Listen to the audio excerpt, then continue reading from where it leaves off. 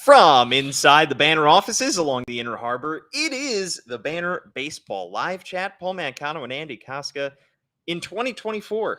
Who would have thought we'd make it this year? I really didn't think we'd make it. Yeah. What a past couple weeks it's been. It's been a while since I've seen your face in person. You've been traveling the world.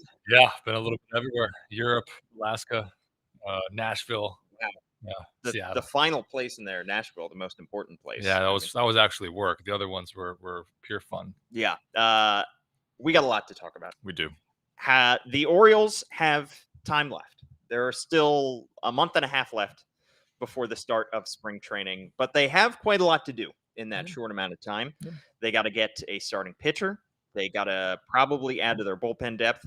And if they want to add a veteran to their lineup as well, or add some veteran depth in terms of a position player, they are 6 weeks away from, the start of spring training and an arbitrary deadline there in terms of adding those type of players. Yeah. But Andy, we've seen over the last few weeks, a lot of names come off the board in terms of free agency. There are still some guys left, and we'll get to who is left and who might make sense for the Orioles. But let's talk about some of the deals that were done over the last couple of weeks, because we've seen particularly some free agent starting pitchers come off the board. And I want to know if you would have done these deals for these guys. Obvious caveat that it's not your money. Yep. And that, there's no salary cap. So you could say, sure, let's sign everybody. But do these deals make sense, or would they have made sense for where the Orioles are in terms of their team building and in terms of where they're going to allocate their resources? I want to start with the Lucas Giolito deal because I thought it was fairly well priced. Yeah, it was. Boston Red Sox signing the righty to a 2-year, $38.5 million deal. The second year of that 2-year deal is a player option, so he can hit free agency again next offseason. Coming into this 2024 season, coming off a year in which he was with 3 different teams, 4.88 ERA in total, 10 strikeouts per 9, 33 starts. He is fairly durable. But did you like this deal for the Red Sox, and would you have done it if you were Mike Elias and the Orioles? I loved the deal for the Red Sox. It's fairly low risk if you imagine just the aspect of he has an out, after that first year. Maybe you don't like that so much if the Red Sox, because what if Lucas puts a phenomenal year together? Then you're like, darn, I wish we had him at the price we had him. But Lucas Giolito had a tough year last year. He was traded 3 times, or I guess 3 different teams. He was traded twice. Like that's really difficult to deal with. And before that, I mean, he was a good 2020 2021 probably was his best year, if I recall, after the trade from the Nats. He made an All-Star game in 2019. And there you go, 2019. So 341 2019, 353 in 2021. Has elevated a bit before then, but in his 121 innings with the White Sox this year, what made him such a interesting trade candidate this year was the fact that he had a 3.79 ERA, midway through the year, and then he got shipped around a couple of times, and things got a little more rough as the season went on. But I thought it was a fine price point for a starting pitcher that can eat innings as well. He has shown he can pitch a decent amount of innings every year. So I like the deal. Would you have done it if you were Elias? I think so. Okay. I don't know if he's the number one, but I don't think sure. So where would he have slot? I don't know. I think Kyle Bradish is the number one sure. Starter in the rotation. And they should be fairly comfortable with that. Even if they go and get a Dylan Cease or a Jordan Montgomery or Blake Snell. Like obviously that's a different price point and they would be the number ones. But I think just for sake of argument right now, Kyle Bradish being the number one is totally fine. Would Lucas Giolito have started the second game of the season behind Bradish, or would that be Grayson Rodriguez's spot? I think Grayson has that spot and Giolito would have gone third. I agree. Yeah. Because I mean, the year that Giolito had, the kind of inflation of his ERA in the latter months, and you can blame it on the upheaval he went through and having to change locations twice over the course of the season. But still, I think the fact that he had to sign a short-term deal, even though he's 30 years old, shows that there is definitely some trepidation from teams in terms of wanting to hand him that long-term deal, thinking that he can recapture his success from 2019 and 2021. So That's also partly why I would have liked it for the Orioles, Mhm. because they have yet to hand a guaranteed multi-year contract out under Mike Elias. The only multi-year contracts they've given out are deals that have guaranteed 1 year and a player option or a team option for the second year. Yep. So that would have made sense to me, because he would have taken up a spot in your rotation for a year or two Mhm. while you wait for Seth Johnson or Keith Povich or somebody else Mhm. to be good enough and ready enough to take a spot in the rotation. So he would have made a lot of sense to me. However, I get the concern. I mean, a Yeah, 4.88 ERA is not particularly good. yeah, And especially if he looks closer to the latter half of the season when he was yeah, putting up 6, 7 ERAs. yeah, That's the worry. I think if you look his first half, you're thinking, okay, you got a coup here, but um, not the latter half of the season yeah. was major concern. There are definitely some red flags here, and that's why he had to sign that short-term deal. Another deal that was done in free agency. This is not a pitcher, but I want to get your thoughts on the Isaiah Kiner-Falefa deal, because the Orioles are loaded in terms of infield prospects. They already have Gunnar Henderson locked at shortstop or third base, depending on where you're going to put him or where you need him on a nightly Yeah. basis. They still have Jorge Mateo and Ramon Urias in the fold. They have Jordan Westberg, who impressed in his rookie year. And they have Jackson Holiday, who could be a candidate for an opening day spot in this infield. But there's still room to add a veteran, I think you could say, just as Yeah. a solidifying presence. Probably doesn't have to be in the $8 million range of what Adam Frazier got last year. But what did you think of the 2 year, $15 million deal that Toronto signed for Isaiah Kiner-Falefa? I think it's a prudent deal for Toronto. I've long been a kind of Falefa fan because of his versatility on the infield, a lot of different positions. I don't think it's what the Orioles needed. Sure. I think they were totally fine missing out on this one. Um, I think it was really more of a if you were going to get a power bat potential, he is more of a defensive Yeah. versatility guy. I think you have enough. You have with Gunnar, Jordan Westberg, Jackson Holiday. You also have to remember they tendered contracts to Urias And Mateo. Mateo. Yeah. So you have a lot of options. Yeah. And I don't think that Kiner Falefa brings anything that Ramon Urias might not bring. I Right. think Ramon Urias is basically that. Yeah. No, I agree. And maybe In a Kiner-Falefa way. has a little bit more versatility. Yeah, more, yeah, a little bit more. No, but I agree. I mean, unless I think there is a possibility for the Orioles to sign a veteran infielder if they trade away some of their prospects. Yeah. If Kobe Mayo or Joey Ortiz or Connor Norby or one of their big leaguers like Mateo or Urias finds himself in a deal for a starting pitcher that thins your depth, maybe the Orioles then scour the market and say, all right, let's just solidify this spot, because it is a young group in the infield. Very talented and a very high ceiling, but still a young group. But I agree, 15 million for and especially more than 1 year. Yeah. That would be my biggest concern. Yeah. All right, back to the starting pitchers. Frankie Montas, 31 years old, signed a 1 year, $16 million deal with the Cincinnati Reds. Disastrous 2023 season, pitched an inning and a third last year, suffered injuries the entire way. Last time we saw him on the mound for a significant amount of time was 2022, had a 4.05 ERA. Pretty much a disastrous trade for the New York Yankees, but there is still some upside for Frankie Montas. And we were saying at the start of the offseason, he is a candidate for a 1 year pillow contract. I could have seen the Orioles handing out a 1 year deal like that. That being said, another guy with a ton of red flags. Yeah. The injuries are a massive concern. And if you're giving a contract of $16 million to a free agent, you want to bet on the fact that he is going to be a starter in your rotation, pitching at least 100 innings. Right, and I don't know if you can bank on that. No. In fact, I know you can't bank on that. So, while the Cincinnati Reds might strike gold, I don't mean to completely cross him out as a guy that could really rebound in 2024. It would have been, especially at 16 million, would have been steep because you knew what you were getting with Jordan Lyles and Kyle Gibson. Those 1 year deals at 10 mil, 12 mil, whatever, in that price range. You're adding on 4 million for a guy that you don't really know how much he can pitch. Yeah. And at least you knew when you signed Kyle Gibson that you knew you were going to get innings. And the same with Jordan Lyles. So you knew you were going to get innings. And that is the differentiator there. Plus, I don't think the Orioles really need a guy that's going to be a number 5 starter, potentially number 5 Right. starter, um, who eats. There's a reason why Kyle Gibson's not an Oriole next year. Yeah. And it's because I don't think that is exactly what they need. They don't need a guy that is going to eat a bunch of innings. It's Right. always nice to have, but I think they have internal options that can be that. Right.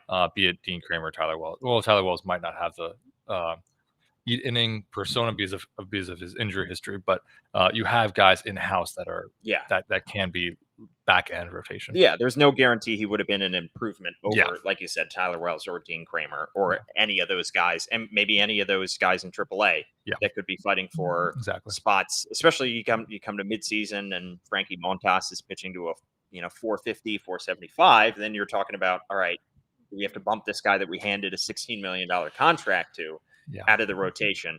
That's definitely a concern. So I understand not giving Frankie Montas that kind of deal. Would have been an intriguing option. And certainly the Orioles, though, given how cautious they've been in terms of building guys' innings back up after 2020, where so many guys missed, massive innings, and after injuries, when Tyler Wells has missed time, and they've been incredibly cautious about the number of innings. So I have a feeling, had they signed Frankie Montas, he would have been on a very strict innings limit. And that's a disincentive. Yeah. On top of everything. Yeah. I don't think on a, you don't sign a guy on a 1-year deal that you're gonna take after 4 3/3 innings every start. Exactly.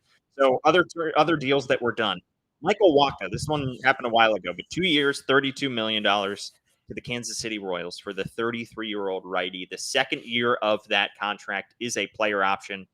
Was very good last year for the Padres. 3.22 ERA, 1.161 WHIP, 14-4 record in 24 starts. I really like this deal for the Royals. I love this deal too. And the Royals have done sneaky great business this offseason. They've certainly handed out. The Royals and the Cardinals have handed out quite a lot of money. A lot of money. But I like this deal a lot more than I liked the kind of deals that the Cardinals signed. Because we saw the Cardinals sign Lance Lynn and Kyle Gibson, older guy, still 33, closer to his prime, and had a very good year last year. I know he didn't make 30 starts, but I thought this would have been an intriguing option for the Orioles. Absolutely. And then again, you have the second year as an option, so you have a little bit of flexibility. You're not technically locked in. It's a player option, so he could choose if he has a disastrous year. Maybe he would locks it. Yeah, he would want that. But it's still, I mean, the fact that he had such a you're banking on him continuing to have after a great season, but looked phenomenal for the Padres, and I think was a great addition for Kansas City. Probably not a top end of the rotation guy again, but I don't necessarily know if the Orioles need the guaranteed number 1 because of the steps that you think Bradish could still take. And Grayson will take steps. I mean, second half of the season, Grayson looked like a number 2 starter, if not an ace in the future. Yeah. So, but Wacha would have found his way. He would have been in that rotation. Yeah, would have found his way into if you're playing a best of 5 playoff series. Wacha would have started one of those 3 games. Yeah, I think, and you could not say the same for Frankie Montas. 100%. I think you could have said the same for Lucas Giolito. As in same in the Wacha category. I think Giolito would have started, unless he had a disastrous year, would have been a guy that you is one of your top 3 starting pitchers that you're playing in a playoff game. You're starting. One more pitcher who I think would have been more of a back end of the rotation guy, Martin Perez, with the Texas Rangers, signed a 1-year, $8 million deal with the Pittsburgh Pirates. 4.45 ERA. He kind of got bumped out of the starting rotation once that Rangers team made all of those splash additions and getting Max Scherzer and all of the incredible talents that they had in what would become a World Series champion rotation. I think that he would have made sense only because he had that bullpen versatility. Exactly. Yeah. And he is a lefty. Yeah. And John Means right now is slated to be your only lefty in the rotation. And there are still injury concerns when it comes to John Means. Yep. So I would have liked him from that perspective. And he maybe would have been a nice long man out of the bullpen. But when you factor in the fact that he has not been a top-end starter, he's probably not going to give you anything lower than a 4 ERA. Yeah. And the fact that you already have Cole Irvin as kind of your long lefty, I understand why the Orioles didn't make this offer. Yeah, and just to hop on Cole earlier, and I thought Cole looked really good down the stretch, in terms of, he had struggles obviously early in the year, but came back in kind of that long man role and was pretty good, Yeah. in that for the last, months of the season. So Martin Perez would have been kind of in that similar vein. And while I like the deal, 1 year, 8 million is just something you're comfortable with, for a veteran. You'd like the fact that they could easily bump him, to the bullpen and feel confident about it. It was probably a good decision not to bite. Yeah. Let's talk about some free agents who are still out there in Major League Baseball, and in particular, some starting pitchers.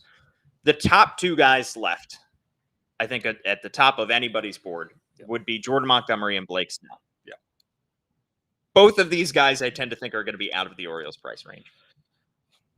Maybe. I've said it. I've said it before, and I'll say it again. Until the Orioles sign somebody to a guaranteed multi-year contract, we are forced to believe it's not going to happen. Right. I just have to see it to believe it. And in particular, when you look at how much money I think both of these guys are going to command, Montgomery coming off a terrific postseason, a big game pitcher now in his career. Mhm. Blake Snell, of course, a Cy Young season last year with the Padres. I think both these guys are going to get 4 or 5 year deals at the minimum, and I think they're going to get $100 million or more. And until the Orioles show that they're willing to spend that kind of cash on anybody in the organization or out of it, then I have a hard time believing that they would do it. Yeah, I mean, if the goal for the Orioles was the number 1 starter, which during the winter meetings, uh, Mike Elias was very careful not to say that they only want a number 1 starter. He was saying they're looking to add to the rotation, uh, would not really discuss where in that rotation, just a rotation arm. So it Yeah. doesn't have to be a number 1 starter, but for argument's sake, if Mike Elias wanted a number 1 starter above Kyle Bradish and Blake Snell or Jordan Montgomery, the 2 options, Yeah. They have to be. they're it's probably not gonna happen. No. It's not gonna happen. But terrific seasons for both of them. And I think just what Jordan Montgomery did makes him actually the more attractive of the 2 starters. Maybe. Just as a fact of, you saw what the starting pitcher, what starting pitching issues did for the Orioles in the postseason in those 3 games. Definitely. Jordan Montgomery is a big game pitcher. Yeah. You plug him into that playoff rotation, and you suddenly think, here you go. You have one game that you're going to be in the. You don't have to score many runs to be in this game. Yeah. And not to get off on a tangent, but Yeah. that was the concern I had also with the Greg Kimbrell contract. Yeah. Because somebody who, yes, over the course of his career has racked up a ton of postseason innings, Yeah. but also recently, the last time we saw him on the mound was blowing games in the NLCS for the Phillies. Yeah. So anybody that you have to sign, you have to believe this guy is, if assuming you're going to sign him to $8-10 million or more, you have to assume that guy's going to be on your postseason roster. Right. Because that's what you have to. I know you have to make it through the gauntlet that is the AL East in 162 games, but you are hoping that you're getting somebody who can start playoff games, because that is where this team is going to be judged, and that's how you can take a step forward as a franchise. So. Those 2 guys, I think really either of them, if the Orioles were to somehow end up with either of them, they would be massive upgrades. However, I wouldn't count on it. The second tier of free agents left in terms of starting pitchers. Marcus Stroman is an interesting name. Yeah. 33 years old, pitched for the Cubs last year, a 3.95 ERA, less than 8 strikeouts per 9, 27 games, 25 of those starts. Somebody who I could see fitting into the rotation at the 3-4 spot. Yeah. Probably not going to start over Kyle Bradish or Grayson Rodriguez, but certainly has more experience than the current 4-5 options that the Orioles have in terms of Dean Kramer, Tyler Wells, Or John Means. Yeah. Just because the injury concern with John Means. Obviously, if John Means is healthy and looks as good as he did in 2021, I suppose it was, you feel great about your rotation, but you can't necessarily bank on that. I agree. Bowman probably is the best of the rest right now, just in the free agent market. Yeah, not a lot of strikeouts, but still just a lot of experience. And he doesn't need to be the world beater at the top, but he does need to, if he mirrors last year, ERA right around 4, you feel pretty good about that. and what you got out of him. Probably could be a shorter term contract. Um, looking at maybe like 1 year with a player option for the second year. But we'll see. It's going to be at this point. When options get uh, narrow, Mhm. contracts probably they have more leverage at this point, players, and then Yeah. the closer you get to spring training, their leverage actually is going to go down. So Yeah. the contracts might get a little bit more affordable. So maybe you hold for a little bit and see what other teams do or things like that. But I think Stroman probably the best of the rest. In terms of other names still out there, Mhm. Sean Manaea, James Mhm. Paxton, Hyunjin Ryu, all three of those guys lefties. Still have Mike Clevenger. You still have Michael Lorenzen. Any of those names intrigue you, and any of those names do you think would be an upgrade for what the Orioles currently have? I'm tempted by James Paxton, just from not what he did last year, but history. If you got him back to his best, you feel decent about Yeah. his history and what he's able to do. I don't know if any of the other ones are an upgrade. Maybe Michael Lorenzen, but he struggled, I think, late in the year, if I recall. Um, so yeah, I don't think any upgrades over what you currently Yeah. I think Paxton, 35 years old, certainly his best days are behind him, have. Yeah, and there are major, major injury concerns. He's barely pitched over the last few years, but in a bounce back season, 19 starts last year, almost 10 strikeouts per nine, a 4.50 ERA. He was just fine. Positive WAR for the Boston Red Sox. Mhm. You know, maybe you sign him as your lefty insurance if John Means goes down, Yep. but it's tough to say that this guy's guaranteed to be, in your starting rotation. Yeah, it's tough. And especially the kind of contract that he's going to require. And maybe Mike Clevenger, I could see 3.77 ERA last year, 9-9 record, but he did clear waivers after he was cut. So there are I don't certain, know if I'm touched. Just with history there. yeah, Don't know if the Orioles would be interested in adding certainly. somebody with some off-field baggage. Yeah, accused of domestic abuse, did not face discipline from MLB, but he was placed on waivers in August and cleared those waivers. Yeah, and Michael Lorenzen, somebody who threw a no hitter last year Yeah. and was a trade deadline acquisition for a team that went to the NLCS and the Phillies, but wasn't starting games in the postseason. Yep. So, yeah, if you're going to be signing one of these guys, you pretty much have to give them regular starts, and you have to assume that they are at least going to be in the mix for your postseason roster. Yeah. And I just don't know if any of those guys would fit that bill. In terms of relievers that are still left, and I think there are some interesting free agent relievers left out there. I know the Orioles already made their biggest addition at the back end of the bullpen in getting Craig Kimbrell. But if you wanted to add a 6th, 7th, 8th inning guy, the names are still out there. I think what's happening right now is a lot of teams are filtering through the position players and the starting pitchers, and then they'll get to the relievers because we really haven't seen much movement. Right. Raldis Chapman is still out there. Keenan Middleton is still out there. Hector Neris is still out there. Robert Stevenson, Jordan Hicks. I like a lot of these guys because you don't need to put them in the ninth inning. Some of these guys have ninth inning experience. Hector Neris has been a closer in the past, but he wasn't the designated closer last year for the Astros. Jordan Hicks, has mostly been an eighth inning guy, not a ninth inning closer in a couple of years. So I like a lot of these names as bullpen depth because we saw that the bullpen depth was thin by the time we got to the postseason, and it certainly hurt the Orioles in their ALDS matchup. Yeah. I think they would definitely look to add. The Orioles would look to add more bullpen depth. If you remember, when Danny Coulomb arrived on the final day of spring training, I think it was, and nobody saw that. coming. Yeah, And here he shows up and is your best lefty, basically. Yeah, I would say best lefty probably. Yeah, definitely.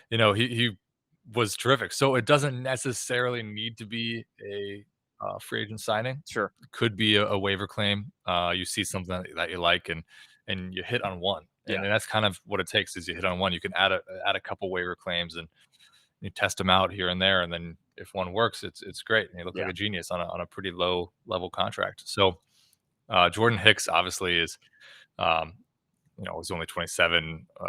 Great stuff. I would think he would be a very interesting option. Mm-hmm. Was a potential trade deadline guy that the Orioles didn't go for. They went with Shintaro Fujinami. Yeah. That's a name too. I wouldn't rule out the O's on Shintaro Fujinami late if there's not too much interest elsewhere in the league, just because they have the advantage of having worked with them. Maybe they can continue that work in spring and find a way to get him in the strike zone a little bit more.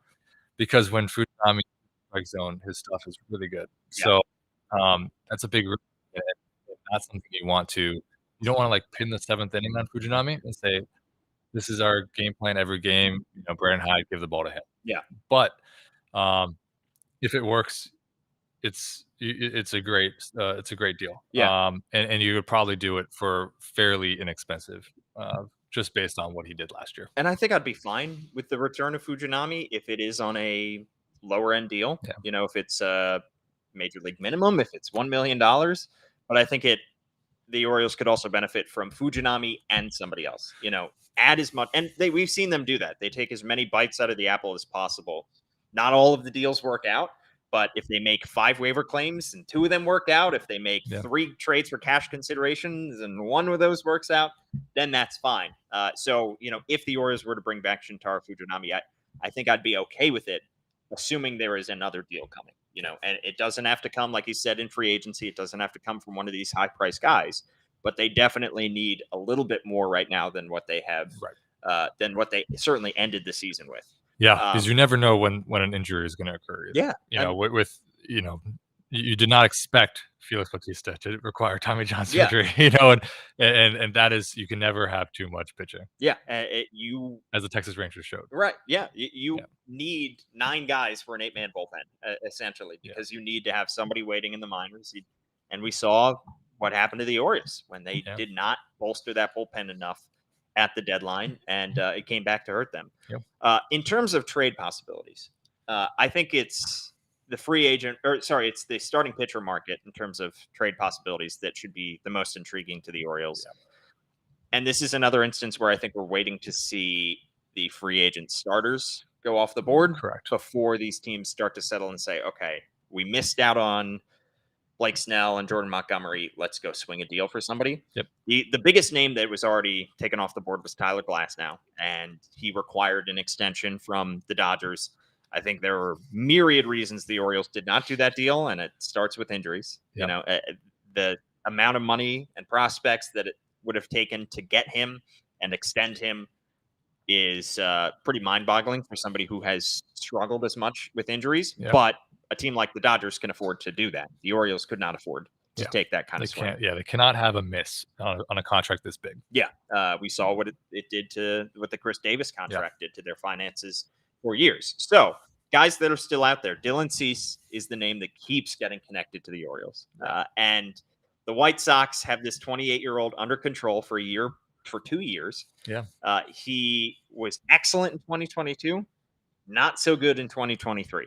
4.58 ERA, 11 strikeouts per 9 is great. Positive WAR in 33 starts. But certainly there is concern about his ability to get back to his 2022 form. And he's going to take a lot. I think it's going to take a lot of prospects to pry him from Chicago. It will take a lot of prospects. Again, the Orioles have the prospect capital to trade for anybody, basically anyone. And you could technically trade for Shohei Ohtani if you wanted to. If you were like, let's go crazy and trade the farm. Yeah. Like literal, the entire thing. But they're very reluctant to do that because you have to bank on this is a team that might not offer extensions to players, and you need those guys that are coming through the pipeline that are going to be on team-friendly deals. Yeah. Probably don't want to trade your entire farm system for one pitcher that's under two years of team control that you might not extend.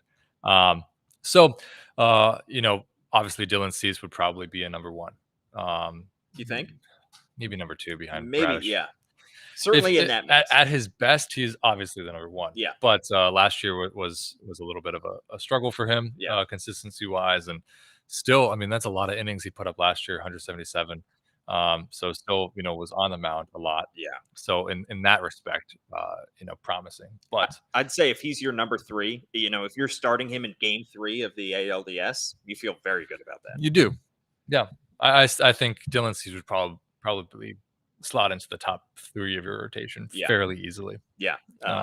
But in terms of years of control, I mean, there are guys with less control that are Yeah. out there.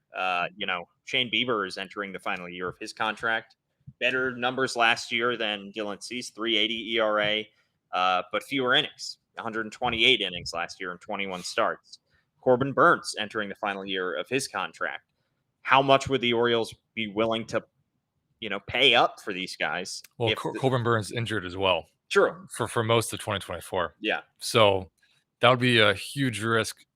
Maybe you get him on a discount deal yeah, because of it, but then you have to make sure you can actually sign him exactly, for additional years, which I think it's unfortunate in a way because I feel like if Corbin Burns was in this situation last year, it would have been the perfect offseason acquisition because you were in a place to add a guy that might not factor into the rotation immediately. yeah. But I think this is a year you need somebody that's going to be a stalwart in your rotation. So Corbin Burns, in that respect, probably is not the guy. Right. One guy who has more years of control, who I think would take just an absolute dump truck worth of prospects to get from Miami, Edward Cabrera, because he's only 26 years old. Yeah. His name has gotten brought up before. His numbers were not incredible last year, 4.24 ERA and 20 starts, but his stuff is ridiculous. His Yeah. strikeout numbers are insane. He's not a free agent until after the 2028 season. Until I just have a very hard time believing that Miami would want to part ways with him. And I think they would take just a ton of prospects. I would just mention Logan Gilbert from the Mariners as another name. Mhm. Another that's I don't believe he's a prospect till 2028. Maybe somewhere Or around free there. agent until Yeah, 2020. yeah. Yeah. So sorry, yeah, free agent until 2028. A lot of team control. Yeah. Has shown flashes of what he can do. I mean, last year, if you just think about it, 3.73 or something like that ERA in 190 innings. I mean, that sign that every day, Yeah. Yeah. and that he would be an obvious, second or third guy in the rotation behind Kyle Bradish, and you also really like that, and the fact that he's so much team control is definitely an attractive thing for the Orioles. And I It feel would like, take a lot, though, of course. yeah. Yeah, And I feel like Seattle lines up well. Both Miami and Seattle line up well because those are two teams that are deep in terms of pitching, but probably need to bolster their lineup. yeah, And would somebody like a Kobe Mayo or a Colton Cowser or a Connor Norby interest them? yeah, And how willing are the Orioles to part with those guys? That we've heard Mike Elias say there are a few untouchables, yeah, quote unquote, and Jackson Holiday is one of them. But yeah. maybe Heston Kjerstad is untouchable. Maybe Norby or Mayo or Cowser is untouchable. We don't quite know. Mhm. But there is some time to get some deals done. Yeah. Do you imagine the Orioles will drag this out until the start of spring training? Uh, the 10 days after New Year's, things start to pick up again, Yeah. um, because people finish their holiday festivities and are like, "Alright, let's check in with New teams." Year's resolution, Yeah, sign a starting pitcher. Yeah. exactly. So, I'm interested if they will drag it out. I imagine there's gonna have to be free agent movement, as you said, before the trade market really picks up Yeah. heavily. Um, but I think they're gonna get it done before the end of the month. I tend to think they will try to avoid the pitfall that they were in last year, which was I think they waited perhaps too long in terms of getting a starting pitcher, Yeah. and they swung the deal for Cole Irvin, who is not as high upside, and they had to part with Daryl Hornez, who's now a top prospect in all of baseball, one of the best prospects in the Oakland A's system. Yeah. I think they would like to get a deal done earlier this time, Yeah. and maybe feel less pressure as they get closer to spring training. Yeah. Because the closer we're going to get to the second week of February, the more pressure I think will be on Elias to swing a deal Yeah. and to add to this starting pitching rotation in particular, because uh, it would be a tough sell for fans to say we're going to go into next year with the exact same, guys in our rotation.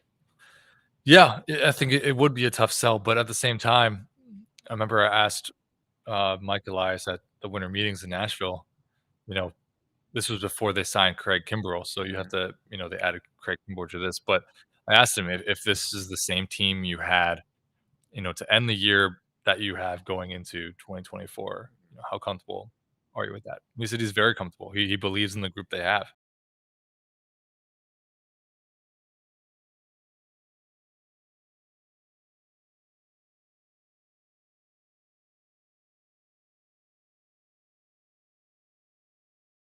I do think they have some right now. If John Means hits, there you go. That's practically an addition. Yeah. So and you have to believe that Bradish is most likely going to be a similar version of himself, Yeah. if not exactly as good, but similar. Um, and Gilbert, not Grayson. Gilbert, Grayson. You're already adding it. I'm already adding Logan Gilbert. Grayson Rodriguez probably will take another step and be a little more consistent compared to the first half of last year. So you like what you have. Who says Tyler Wells can't be a great starter? Like he was at the beginning of last year. Right. That first half of last year, Tyler Wells was the best starter. Yeah. So, and maybe if somebody gets hurt along the way, or somebody falls off in terms of production, maybe Cade Povich finds his way into the rotation. Yeah. Seth Johnson works his way up. Yeah. I also don't mind Paul Blackburn as an addition. Has pitched, not a crazy amount of innings last year, but was a decent pitcher, and might not cost as much prospect capital wise. 30 years old from Oakland. Was an all-star previously. Maybe he can get back to his best, but there's a lot of names out there. A lot that are not necessarily upgrades. Yeah. I see, Mitch Keller from Pittsburgh as well. Brandon Hyde, loved him when he faced the O's. Brandon Hyde was talking, Mitch Keller up as if he was, the future of, baseball, and for good reason. I mean, he had a phenomenal year, a lot of innings, all-star, and would be under team control as well. So definitely an intriguing name, but I don't know if Pittsburgh would be in a position where they want to get rid of somebody under team control, right? In their situation. Yeah, 28 years old, a righty, 4.21 ERA for Mitch Keller last year. Pittsburgh added to that at least their pitching staff and maybe their rotation in Martin Perez, but they're a team that probably wants to improve upon. They took a small step forward, I think you could say, in 2023, and then to detract from their rotation would probably be difficult for them to do. And the same with Miami. Miami has a ton of starting pitchers, and they took a step forward this past year, albeit a small one. But, are they now in a position where they feel like we can swing a big deal for, a top prospect, a top position player like Kobe Mayo or like Heston Kjerstad? Yep. And we'll have to thin out our starting pitching rotation to do it. But it's worth it. Maybe. We'll see. We'll find out. Yeah. That just about does it for our chat here. But of course, there's plenty more coverage on the BaltimoreBanner.com, where you can subscribe $1 for 6 months, and you can follow Andy at AF Kostka on Twitter, and Danielle Allentuck, and John Mioli, and Kyle Goon, and all of our great writers here at the Baltimore Banner. Like this guy. Like me. Paul Mancano, at Paul Mancano on Twitter, and at All Banner Sports. Be sure to follow us there as well. Thanks so much for tuning in. And for Andy Kostka and Paul Mancano, we'll catch you next time.